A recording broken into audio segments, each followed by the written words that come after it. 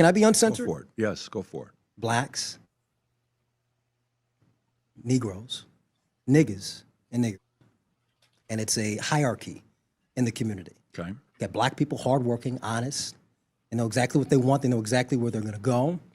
They represent something perfect, maybe not too perfect, but an aim for perfection. You've got the house Negro. Now, people like to say that's me because I'm saying white people talking points or I'm upholding white supremacy or something ridiculous. The modern day house Negro is both Democrat and Republican. They work in the establishment. They profit off of the culture of chaos, the music. If they're Democrat, they'll sit back and defend the nigga behavior. If they're a black Republican, they don't live commonly in the black areas. They're completely segregated from the black area, which is fine in their own right. But they act as if they're the alternative, but they're unrelatable. They don't really represent the common black mindset. They represent an alternative world, the running away, this nomadic, I'm going to go and live somewhere else instead of living in the community. That's a big problem I have with a lot of the black conservative, black Republicans. And I would say they're very pro-Israel as well. There's a problem with me as well I have with these people. The third is niggas, which represents the majority of the population in the black community, unfortunately. Niggas are loud. Niggas are very aggressive, hostile to even other black people. These are the people who bring down the name and our image as a people every day. And I would say niggers are the ones who are violent, the criminals, the killers, the murderers, the drug dealers in our community that promote a very chaotic and destructive environment for black children, black women, black men, family. All right. All right. So let's get into it. First, I want to ask you, Andre, how have you been received for these comments from black folks, from conservatives, and from the public in general? Well, like anyone who says these things, you're going to be attacked aggressively and relentlessly from the community. And they do it. I mean, who really cares? I mean, why am I going to sit back and give these people any time of day to think, to really put them in my world? Oh, I care about what they think. Who cares? These people we want them to go away. I don't want to sit back and listen to the niggas in our community. They're just going to say the same old shit. They're going to say the same things over and over again. And it's no point in listening to them. But when it comes to some of the black people in our community, that they'll say, well, I don't like your delivery. Your delivery, it's too much. It's too aggressive. Well, nigga, please. I don't like how we're being delivered and how we're being represented as a people. I care more about that. You may not like what I'm saying, and I can be vulgar, and I'm aware of that, but all I'm doing is reflecting the culture right back in its face. Mm-hmm. This is what I'm doing. I'm giving you exactly what we're seeing and how we're represented across the entire world. And that's just what it is. And I did love going on here, and I told PBD, I'm like, the people I really need to speak to are black. He's like, I'm glad you gave me this opportunity. It's a fantastic opportunity, but black people need to hear that. I need to hear this message a lot more. Shelley, do you think black folks need to hear this message, or do they want to hear it? Well, in the words of Shelley E., Andre, can I offer you a slight correction? I just call it nigga culture. Okay, nigga culture. I want to stress the GGA.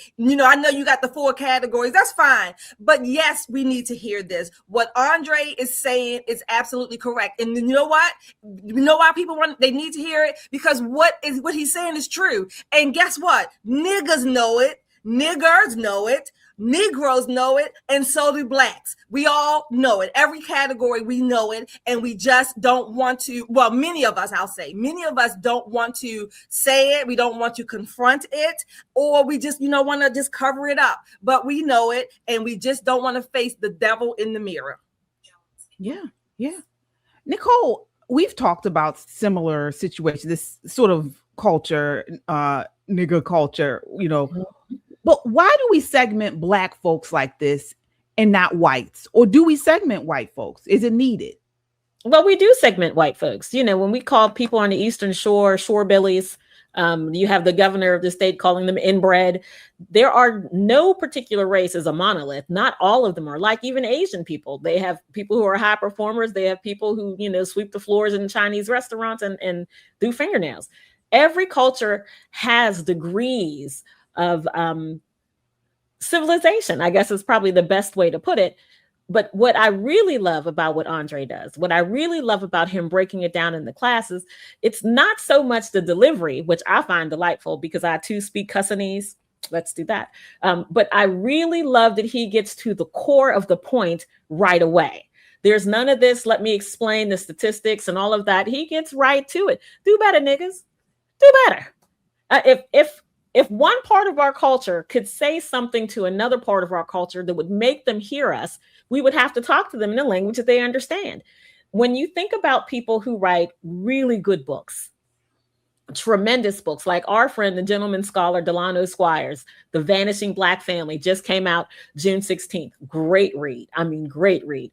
He breaks it down. He takes you all the way back and brings you to current day, and it's beautifully written. But I couldn't drop that in the hood and expect people to hear it. I could drop Andre's meme in the hood. I could drop his interview in the hood. And yeah, they're going to be messed up with him because of the way he's coming at them, but they'll hear the message in words that they understand.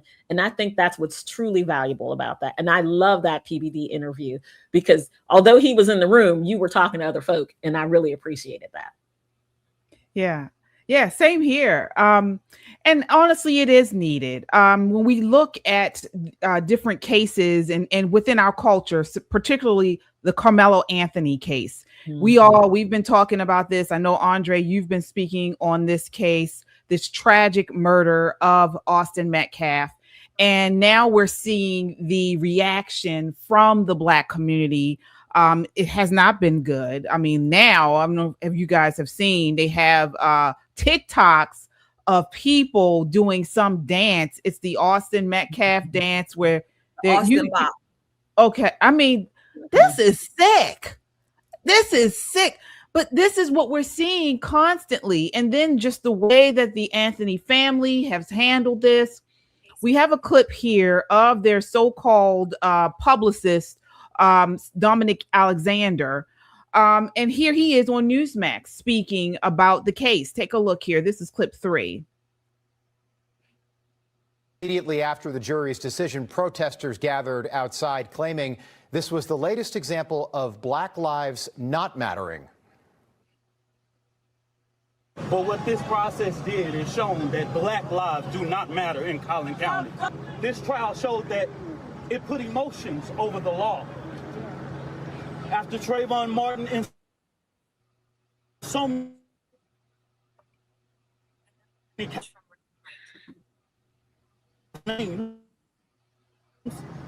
Spokesman for the Anthony family.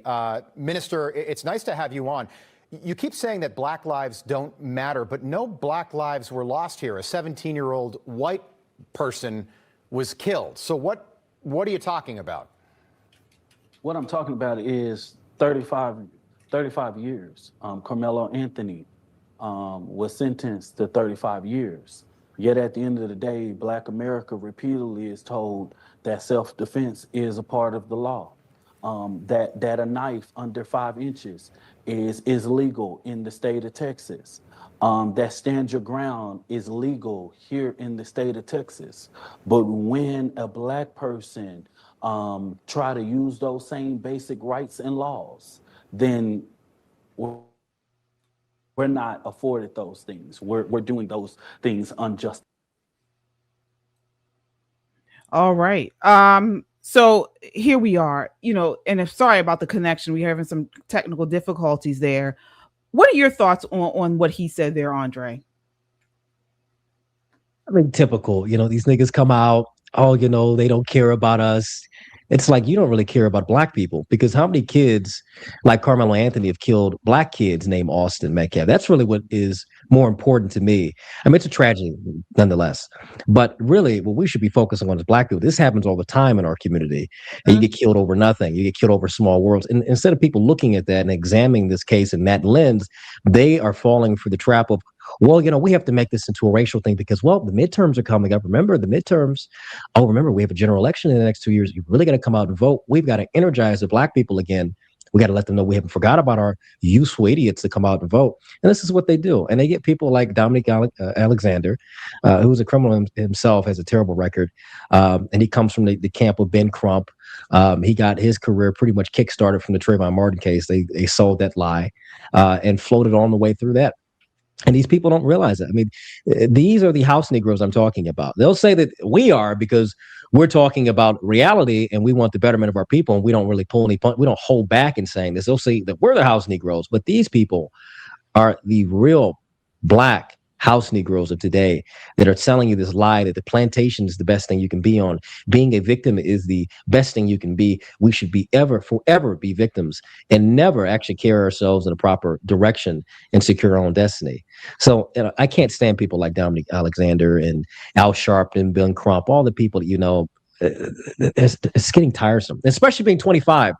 These people, I can't relate to these people at all. What are you talking about? Black lives don't matter. Yeah, in the hood. Yeah, here in Detroit, places like Chicago, Baltimore, Washington, D.C., and so on. Yeah, they don't. When other Black people are killing other Black people, they don't. Yeah, absolutely. Shelly, what are your thoughts on him? I have another clip of him, but I want to get you in, and then we have some super chats as well.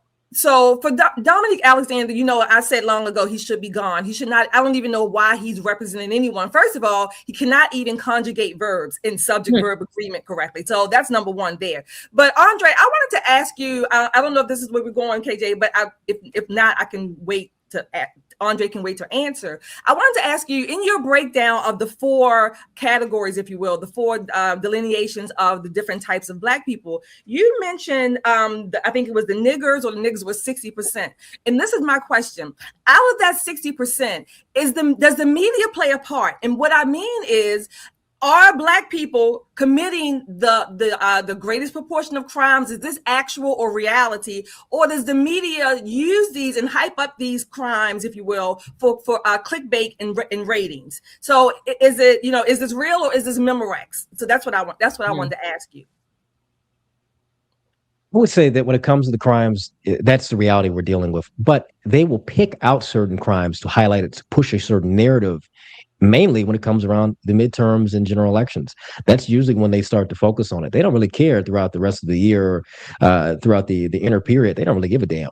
But when it's time to get niggas to come out to vote and get out there to march and protest and preach and come on, baby, we got to vote because they're going to put us back in slavery. Yeah, they find any case of a nigga doing something or something happening to a nigga to make it like this is the worst thing in the world. And then they find the worst people to be in the spotlight. George Floyd, Trayvon Martin.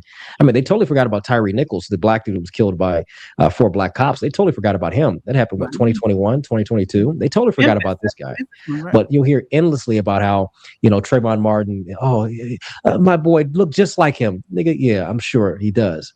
I don't know why they keep pushing this stuff, and we just keep falling for it. And like I said, the younger generation, we're tired of it. We're very much tired of it.